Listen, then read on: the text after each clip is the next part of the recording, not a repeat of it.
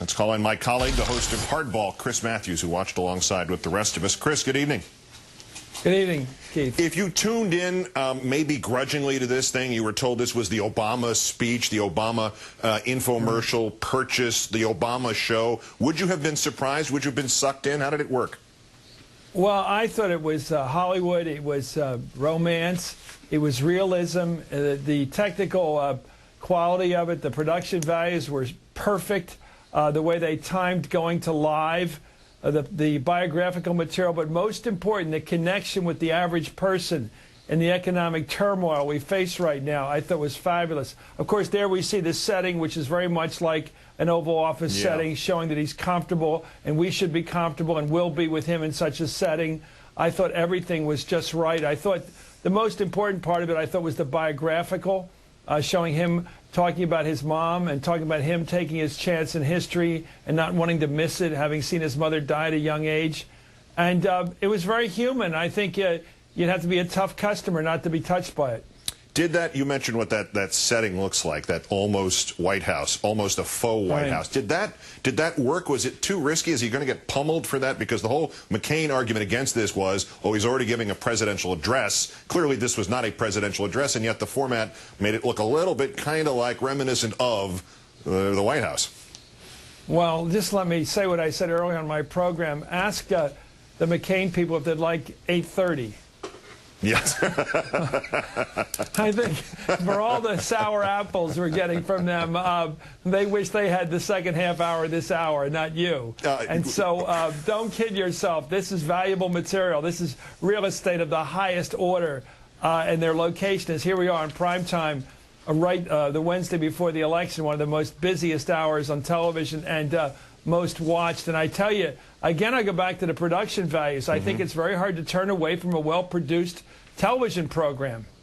By the way, the McCain people always would rather have themselves on than me for this half an hour, but that's another story for another time. For two reasons, them and you. Yeah, exactly. Listen, you mentioned I thought you were absolutely right on the connections to his own father and mother. The other things that struck me were two images. One of that woman, Juanita Stewart was her name, straightening out her arthritic fingers, which was extraordinary by itself. Yeah. And then a little prefacing, he's talking about, or his wife is talking about reading to his daughter, his reading to his daughter, and then that Ford employee read to the daughter. There was a real studious effort to hook people together with Obama through that kind of he does it, you do it thing, correct? Yeah, it's so, you know, I've always said this to people who are tough on the racial front, and you know, everybody grows up in their own way, and I'm not passing moral judgment on anybody, and I know we all grew up in this country which is so, you know, bothered by race, and we just all are to different degrees. And just think about it if you're examining your conscience. What do you want black people to do? You want them to grow up well, raise their kids well, pay attention to their kids, raise them well, accept your responsibility as a parent, do everything right. This family has done everything you've asked them to do. What more do you want before you're going to vote for a black guy? What more do you want? The guy's done everything. He's worked his butt off. He's been a good father, a good citizen. He's paid attention to his country. He's devoted his life to his own community back in the south side of Chicago.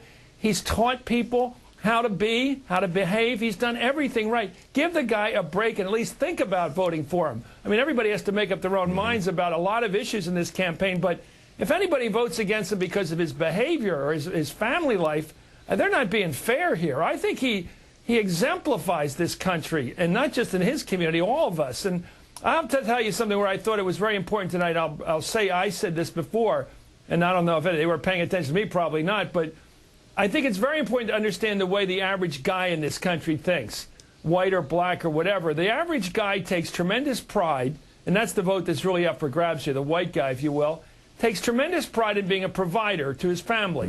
And in rough times or good times, he comes home with the bacon, and he shares that responsibility, of course, with his wife and the mother of the family. And he brings it home, and he takes great pride that he can do it. He can sweat it out. He can do the two jobs. He can work the long shift. He can drive the truck the extra couple days. He can do it, and he comes home with the pride of the father who provides. It's very important that the government not try to do that job because it can't do that job. If it tried a million years, it couldn't do the job of being a father. The government can't be a father or a mother. But what it can do is make life a little more doable in terms of health care, in terms of getting people job opportunities, in terms of perhaps education for the kids. but most importantly, staying the hell out of their life in terms of not too many taxes. And I think it's very important that he has to keep saying to that average family out there, I'm on your side. I'm not coming with a big tax load. I'm going to put those taxes on the people at the top who can more afford them. I'm going to give you a break. I'm going to help you a little bit, but I'm not going to get in your way with taxes. I think it's very important to connect with that pride of the provider. And I think he began to do it tonight, maybe a little late, but I think it's very important. It's not about him, this election. It's about them. It's about fathers and mothers raising families in difficult times. That's what this election's about. And I thought he connected a bit there. I thought he did. And clearly the undertone of that half hour was exactly as you point out, fathers and mothers and kids. Chris Matthews, as always, thanks for the extra time, Chris. Appreciate it. Thanks, Keith.